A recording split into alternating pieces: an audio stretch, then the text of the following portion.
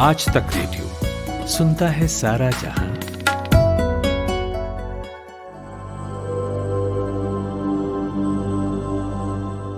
नमस्कार, मैं खुशबू। साल के पहले दिन में आपका बहुत स्वागत है और आप सुनना शुरू कर चुके हैं आज तक रेडियो का खास पॉडकास्ट कोरोना कवरेज।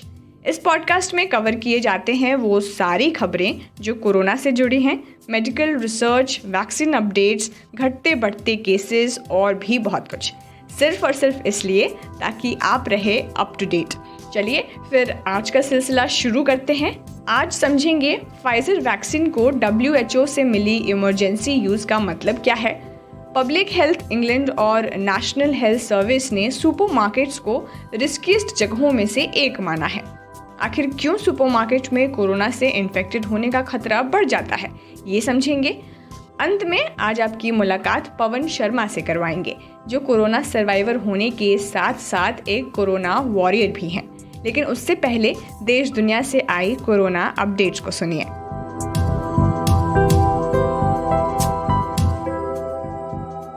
देश में लगातार 12वें दिन 25,000 से कम और 21वें दिन 30,000 से कम कोरोना केस दर्ज किए गए हैं। वहीं पिछले 24 घंटों के दौरान 20,036 नए मामले सामने आए हैं और 23,181 मरीज कोरोना से ठीक भी हुए हैं।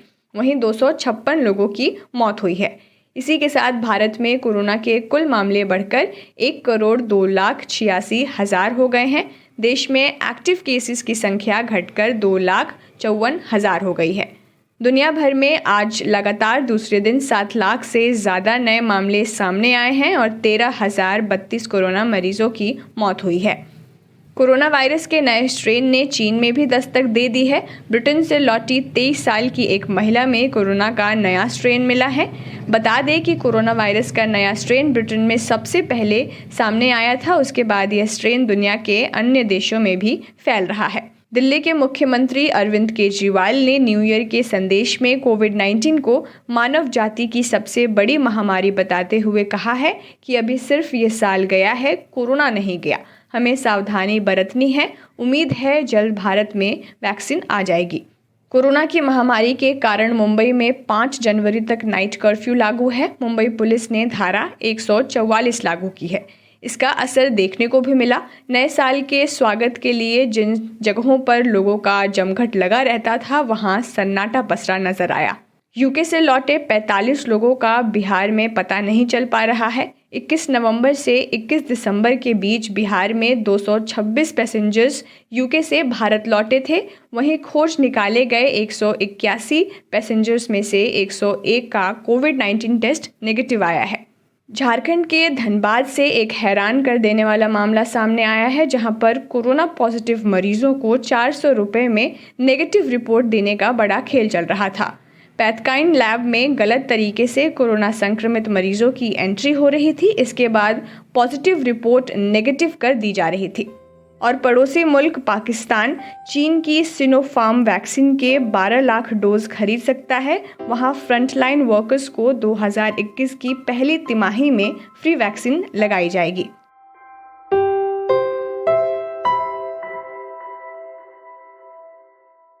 फाइजर और बायोएनटेक कंपनी ने मिलकर जो कोविड-19 वैक्सीन तैयार की है, उसे वर्ल्ड हेल्थ ऑर्गेनाइजेशन WHO ने इमरजेंसी यूज़ के लिए यानी फ़िलहाल इस्तेमाल करने के लिए मान्यता दे दी है। अब आप सोच रहे होंगे कि यूरोप और नॉर्थ अमेरिका में तो फाइजर बायोएनटेक की वैक्सीन से वैक्सीनेशन पहले ही शुरू हो चुका है, तो फिर WHO की तरफ से ये हरी झंडी देने का क्या मतलब है? एकदम सही सोचा आपने। तो चलिए मैंने हमारे आज तक रेडियो के रिपोर्टर रिचीक मिश्रा से ही पूछा। खुशबू, देखिए, जो अनुमति मिली है WHO की तरफ से इमरजेंसी यूज की, मतलब ये आपातकालीन स्थिति में वैक्सीन का उपयोग किया जा रहा है। इसके बाद अभी दुनिया भर के देशों में इस वैक्सीन को लगाने की अनुमति मिल चुकी है। ये सारे देश अपने यहाँ इसको लगवा सकते हैं। हालांकि फाइजर की वैक्सीन को लेकर के पहले भी कई देशों ने ओके कर दिया था। अमेरिका, ब्रिटेन, यूरोपियन यूनियन की जो कंट्रीज हैं, करीब 1 दर्जन देश हैं जहाँ पे इसको लेकर के पहले मंजूरी मिल चुकी है। लेकिन WHO की मंजूरी मिलने के बाद ये हो जाता है कि जो गरीब देश हैं या आर्थिक रूप से उतने मजबूत नहीं है, उन देशों में भी ये वैक्सीन जो है वो पहुंचाई जाएंगी और उनकी लिस्टिंग जो है, उनकी एक सूची बनाने का काम जो है वो WHO ने शुरू कर दिया है। तो अब जब मंजूरी मिल गई है, WHO ने हरी झंडी दिखा दिया, तो इसके आगे का क्या प्रोसेस होता है पूरा ये गरीब देशों तक पहुंचाने का? देखिए, WHO की जो शाखाएं हैं वो लगभग सभी देशों में है, और उन शाखाओं के जरिए वहाँ की जो सरकार है, वहाँ का जो प्रशासन है, उनसे संपर्क साधा जाएगा। और WHO 2 तरीके से काम करती है, या तो वो कंपनी के थ्रू डायरेक्ट भिजवा दे उन देशों में वैक्सीन, या वैक्सीन अपने कब्जे में लेकर के EU के अपने पास रख करके फिर अपनी शाखाओं के जरिए उन देशों में पहुंचाए। उसके लिए किसी भी तरह के माध्यम हो सकते हैं, वो चाहे फ्लाइट से पहुंचाए या सड़क के रास्ते पहुंचाए, तो वो वैक्सीन वहाँ पहुंचेगी और उसके बाद सबको जो ट्रायल रन है वैक्सीनेशन का वो स्टार्ट कर दिया जाएगा। यही होगा।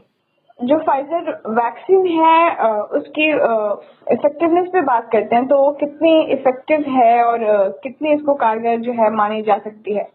कुछ भी देखिए, फाइजर बायोएनटेक जो है, इन लोगों की जो वैक्सीन थी, उसी तरह ऑक्सफोर्ड ने भी एक वैक्सीन बनाई थी।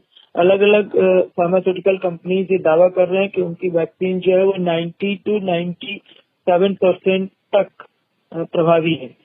इसी में फाइजर भी है, ऑक्सफोर्ड भी है, और बाकी कंपनियों की जो वैक्सीन है वो भी आती है।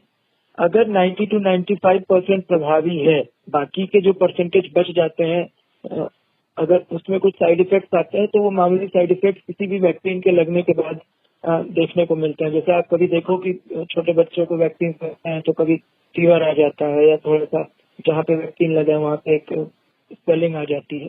तो इस तरह के कुछ साइड इफेक्ट्स हो सकते हैं छोटे मोटे, लेकिन कोई बहुत बड़ी दिक्कत आने की उम्मीद या आशंका नहीं कर सकते इसको। और 95% तक अगर वैक्सीन सक्षम है बीमारी को रोकने के लिए तो वो अच्छी मानी जाती है, क्योंकि आपातकालीन स्थिति में अगर किसी वैक्सीन को अनुमति दी जाती है लगाने के लिए तो 70% प्रभाव, जो उसकी प्रभावशीलता होती है, वहां तक का एक्सेप्टेंस है। मतलब डॉक्टर ये मानते हैं कि अगर कोई वैक्सीन 70% तक भी प्रभावी है तो हम उसको यूज कर सकते हैं। शुक्रिया रिचीक। WHO ने एक और बात पर जोर दिया है, वो है कोल्ड चेन, यानी वैक्सीन को ट्रांसपोर्ट करते हुए उसे वैसे ही तापमान पर स्टोर करके रखना जितने की ज़रूरत है। फाइजर बायोएनटेक की वैक्सीन को ही ले लीजिए, इसे -60 डिग्री पर स्टोर किया जाता है, इसीलिए कोल्ड चेन बनाना ज़रूरी है। चलिए अब आपको सुपरमार्केट की सैर कराती हूँ। सुपरमार्केट जाना आखिर किसे नहीं पसंद है भाई? मुझे तो बेहद पसंद है। भले ही कुछ खरीदूँ ना खरीदूँ, लेकिन जाना तो है। पर ये कोविड के आने के पहले की बात है। अब तो हम सभी को तभी जाना चाहिए जब ज़रूरत हो। वैसे कोरोना का क्या है, वो कहीं भी ट्रांसमिट हो सकता है अगर लापरवाही की तो। लेकिन अभी सबसे बड़ा कंसर्न वायरस के फैलने को लेकर सुपरमार्केट ही है। इसी से रिलेटेड एक स्टडी की है पब्लिक हेल्थ इंग्लैंड और नेशनल हेल्थ सर्विस ने। इन्होंने टेस्ट एंड ट्रेस ऐप के ज़रिए उन लोगों के डेटा को कलेक्ट किया है जो नवंबर के महीनों में कोविड पॉजिटिव पाए गए थे। जब इस पूरे डेटा का एनालिसिस हुआ तो पता चला इनमें से बहुत लोग का विजिटिंग लोकेशन जो है वो सुपरमार्केट ही था। और कौन कौन से रिस्कियस जगह हैं जिनसे बचने की ज़रूरत है, बता रहे हैं पारस हॉस्पिटल के head of chest institute and respiratory medicine doctor Arunesh Kumar. तो एक तो ये होता है कि सुपरमार्केट में there is always a crowding. मतलब लोगों में एक टेंडेंसी होती है कि आप किसी भी सुपरमार्केट में जाओगे, अगर पीक आवर्स में जाओगे तो एक तो लोगों का कंसंट्रेशन एक लिमिटेड स्पेस में ज्यादा होता है, मतलब ज्यादा लोग होते हैं उस जगह पे, और सोशल डिस्टेंसिंग वहाँ पे इफेक्टिवली नहीं हो पाती है। दूसरा, मोस्ट ऑफ द टाइम लोगों को चूज करने में एक आदत होती है कि आपके मास्क देखोगे कि वो मास्क लोग कम पहनते हैं सुबह में। थर्ड, अगर कोई भी इन्फेक्टेड पर्सन हो उसमें, तो चूंकि कंसंट्रेशन ज्यादा है और लोग ज्यादा हैं कम स्पेस में, तो ट्रांसमिशन का खतरा वो बढ़ जाता है वहाँ पे। इसके अलावा खाने पीने की चीजें लोग, सपोज कोई देख रहा है कि आप हर चीज को परख के लेते हो, तो सपोज आपको एक टूथपेस्ट लेना है, एक सब्जी लेनी है, you will always pick it up in your hand.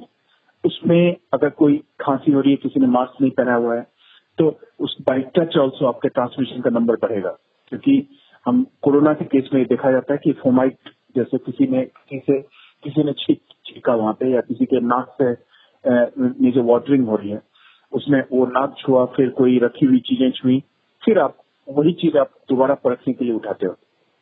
तो न सिर्फ एयरबॉर्न बल्कि टच बॉर्न जो फोमाइट्स होते हैं उसके भी ट्रांसमिशन का खतरा बढ़ता है। तो इस हिसाब से अगर देखा जाए तो इसका रिस्क ज्यादा हुआ, लेकिन सुपरमार्केट एक्सक्लूसिवली एक प्लेस नहीं है जहाँ पे किए होगा। इसके अलावा आप अगर देखो रेस्टोरेंट, जैसे अभी न्यू ईयर की पार्टीज हो रही हैं, आप किसी भी रेस्टोरेंट चले जाओ तो मोस्ट ऑफ द टाइम अगर क्राउडेड रेस्टोरेंट है तो उसमें से 90% लोग मास्क नहीं लगाएंगे क्योंकि वो खा रहे हैं। तो ऐसे केसेस में अगर आप सबको पता है कि मास्क लगाना चाहिए, फिर भी उस जगह पे वो मास्क नहीं लगा सकते simply because they are eating और डाइनिंग एट दैट टाइम। तो ये सारे जगह जो होंगे from risk point of view they will be a high risk for the transmission. जी सर, तो अब जैसे कि सुपर मार्केट है, वो तो एक जरूरत है, हमारी एसेंशियल सामान जो है प्रोडक्ट्स है वो वहाँ पे मिलती है, तो जाना ही पड़ता है। तो जाते वक्त किस तरह की सावधानियां हमें बरतनी चाहिए, और जो सुपर मार्केट का ओनर है उसे भी उसके कस्टमर्स जो विजिट कर रहे हैं उसके पास, उसके लिए उसको किस तरीके की सावधानियां बरतने की जरूरत है, शॉपकीपर और विजिटर्स?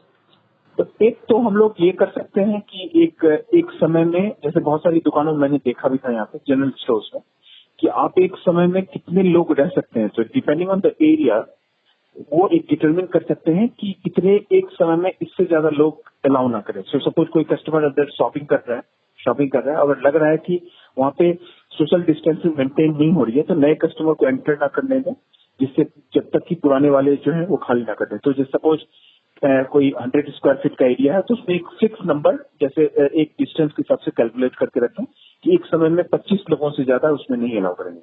तो उन्होंने शॉपिंग कर ली and then next person is allowed to enter. दूसरा, एक ये हम कोरोना टाइम के लिए फिक्स कर सकते हैं कि हम लोग जो एडिबल चीजें हैं उसको ज्यादा टच ना करें।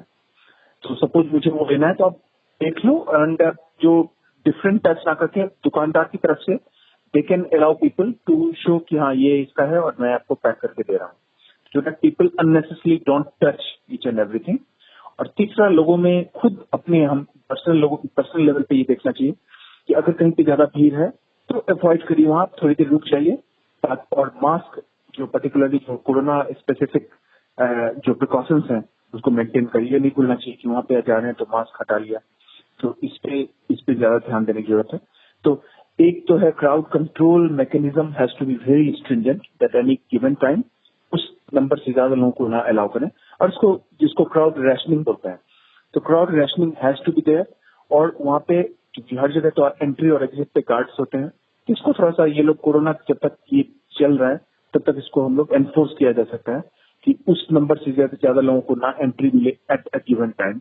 जैसे कार पार्क में 50 कार है, 50 खाली रहती है और आप जाते 51 में हो तो आपको वेट करना पड़ता है बाहर जब तक कि 50th कार वापस बाहर ना आ जाए।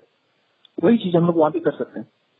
और पर्टिकुलरली एक थोड़ा सा लोगों को गाइडेंस दिया जाए कि आप अननेसेसरी चीजें ना छुएं, कोशिश करें कि एक बार लिया तो फिर ज्यादा उसको ये ना करें, हैंडलिंग ना करें। तो इस बारे में पब्लिक अवेयरनेस बढ़ाई जा सकती है। शुक्रिया डॉक्टर। यहाँ एक छोटे से ब्रेक के लिए रुकते हैं। ब्रेक के बाद सर्वाइवर से करवाएंगे आपकी मुलाकात। आप सुन रहे हैं आज तक रेडियो। आज तक रेडियो अब सुनिए आज तक की मोबाइल एप्लीकेशन पर भी। प्ले स्टोर से आज तक की मोबाइल ऐप डाउनलोड करें। ऐप में आपको सबसे ऊपर राइट साइड में 3 आइकन दिखेंगे, उनमें से एक जो सबसे बीच में है वो है आज तक रेडियो का आइकन। तो उसे उंगली से जरा सा छू दीजिए और खुल जाएगा हमारा पिटारा, जिसमें क्या है, न्यूज़ तो हर जगह है पर हमारे यहाँ न्यूज़ है सही कॉन्टेक्स्ट के साथ। खबर तो आ गई पर खबर से आगे की बात क्या है उसका एनालिसिस आपको हमारे यहाँ मिलेगा। और इस ठिकाने पर सिर्फ खबरें ही नहीं हैं, ज्ञान की बातें हैं, मज़ेदार किस्से हैं, बतकही है और भी बहुत कुछ है, जिसका स्वाद लेने के लिए इस गली के चक्कर लगाते रहें। आज तक रेडियो कहते हैं इसे, सुनता है सारा जहां। Welcome back. तो हमारे आज के सर्वाइवर हैं पवन शर्मा। ये सीएम रिप्रेजेंटेटिव हैं और इनके ऊपर कोविड सेंटर का मैनेजमेंट संभालने की जिम्मेदारी है। जो उन्होंने बखूबी निभाई भी, लेकिन कोरोना के चपेट में आने से नहीं बच सके। अगर आप डरते हैं कोरोना से तो ये आपको ये भी बताएंगे कि कैसे बिना डरे इससे लड़ सकते हैं। हमारी सहयोगी श्रुतिका ने इनसे बात की है। आपको कोरोना कैसे हुआ था? मतलब क्या सिम्पटम्स आए थे और आपको क्या लगता है कि कहाँ से आपको कोरोना हुआ होगा? क्योंकि आप सीएम रिप्रेजेंटेटिव हैं, तो वो पूरा माहौल बताइए, क्या रहा था उस वक़्त? जी। जैसे कि बताया कि हम लोग सीएम रिप्रेजेंटेटिव के तौर पे कोविड सेंटर्स को मैनेज कर रहे थे। तो वहाँ तो हम लोग अपनी सेफ्टी रख रहे थे, मास्क वियर कर रहे थे, सैनिटाइजर्स यूज़ कर रहे थे, तो सब सेफ था, कोई इश्यू नहीं था। लेकिन अचानक अभी सितंबर में हमको लगा कि थोड़ा फीवर रहा, 2-3 दिन फीवर लगा। तो कोविड हमारा टेस्ट हुआ, टेस्ट करवाया हम लोगों ने बाकी फैमिली के साथ। तो मेरी रिपोर्ट उस टाइम में पॉजिटिव आई। तो फिर डॉक्टर से डिस्कशन हुआ कि हमको सेंटर में रहना है या घर पे रहना है मुझे। तो सजेशन ये रहता है कि जनरली कि जिसके घर में स्पेस है, एक रूम है, तो उनको तो घर पे ही आइसोलेट कर देते हैं और डॉक्टर्स उनसे कंटिन्यूस बातचीत में रहते हैं, टच में रहते हैं, मेडिसिन वगैरह सब देते रहते हैं। और एक ऑक्सीमीटर भी डिवाइस होती है, वो भी जिसकी रिपोर्ट पॉजिटिव आती है वो भी सरकार उसको डिवाइस हैंड ओवर कर देती है और उसका रिपोर्ट सारे डॉक्टर्स डेली सुबह शाम फोन करके लेते रहते हैं। तो डिसाइड ये हुआ कि मैं घर पे ही आइसोलेट रहूंगा। तो जब मुझे पॉजिटिव था तो मैंने बाकी फैमिली का भी टेस्ट करवा लिया नेक्स्ट डे। तो बाकी फैमिली का टेस्ट नेगेटिव आया। तो अब चैलेंज ये था कि मैं अलग रहूंगा तो कैसे खाना वाना सब हम लोग मैनेज करेंगे, कैसे रहन सहन मैनेज करेंगे। तो करते ये थे कि घर वाले मुझे खाना एक प्लेट में रख के रूम के बाहर वहाँ रख देते थे, तो मैं रूम अंदर ले लेता था वहाँ से खाना। और इस दौरान बाकी फैमिली ने भी अपना ध्यान रखा। घर से बाहर तो हम आ जा नहीं सकते थे, तो लेकिन अड़ोसी पड़ोसी ने बड़ा ध्यान रखा। वो खाने का सामान और जो जरूरी चीजें होती थी वो हमारे घर भेज देते थे, हम उनको फोन कर देते थे।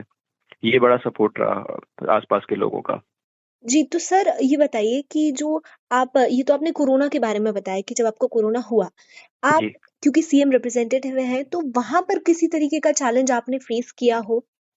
नहीं, ऐसे तो कोई चैलेंज नहीं है। सबसे जरूरी चीज तो मैं आपको सबको ये बताना चाहता हूँ कि हम जब सेंटर्स पे जाते थे तो हमारी मीटिंग डॉक्टर से भी होती थी और दूर खड़े होके पेशेंट से भी हमारी बातचीत होती थी। हम पास तो नहीं आ सकते थे, तो लेकिन फिर भी हमने सेफ्टी रखी। हमने मास्क यूज किया, सैनिटाइजर्स यूज किए, हाथ धोए।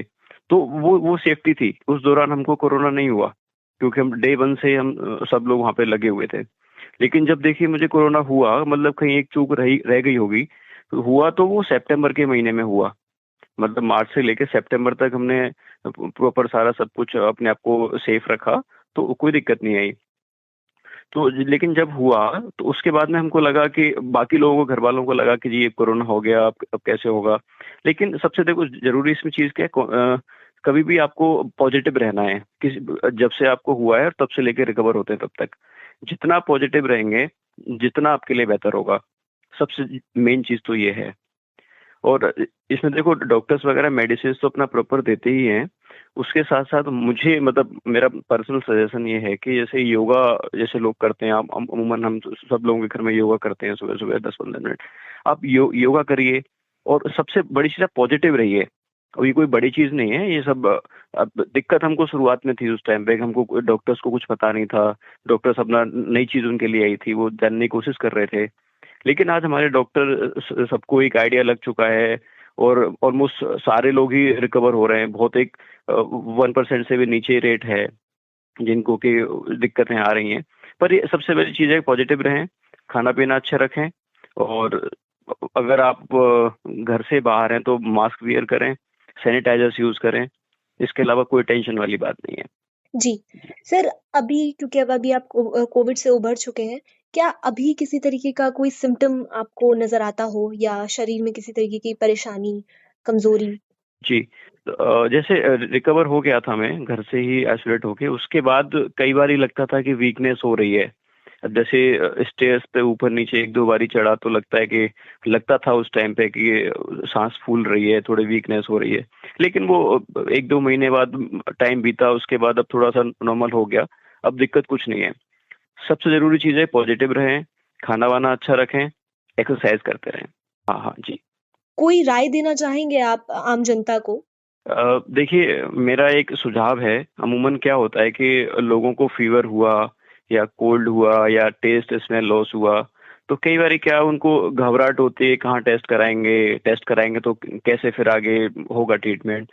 तो मतलब बिल्कुल भी कोई भी टेंशन ना लें। आसपास के आपके सरकारी डिस्पेंसरी में या कुछ मोहल्ला क्लिनिक्स में भी टेस्ट फ्री हो रहे हैं दिल्ली सरकार की तरफ से। सबसे जरूरी चीज है, आपको अगर कहीं पे भी कोई भी शिकायत लगती है तो टेस्ट अपना जरूर करवाएं और उसके बाद में कोई टेंशन वाली बात नहीं है, सब नॉर्मल है। आपको अगर घर में स्पेस है तो आप घर पे ही डॉक्टर आपको आइसोलेट कर देते हैं। इन केस अगर घर में स्पेस नहीं है तो सेंटर्स में भी आइसोलेट होने की सुविधा बहुत अच्छी है। तो आप बिल्कुल भी टेंशन ना लें, अपना टेस्ट जरूर करवाएं अगर कोई भी आपको सिम्टम्स लगते हैं तो। आपको बहुत बहुत बधाई पवन जी और शुभकामनाएं भी। और अब देखिए चलने का वक्त है। न्यू ईयर मूड में रहिए, लेकिन ज़रा ध्यान से। जैसा कि सीएम अरविंद केजरीवाल ने भी आपसे कहा है कि नया साल आ गया है लेकिन कोरोना नहीं गया है। हमें सावधानी अभी भी बरतनी है। फिर मिलेंगे, लेकिन कोई कोताही नहीं। मास्क पहनिए, हाथ धोइए। Bye bye.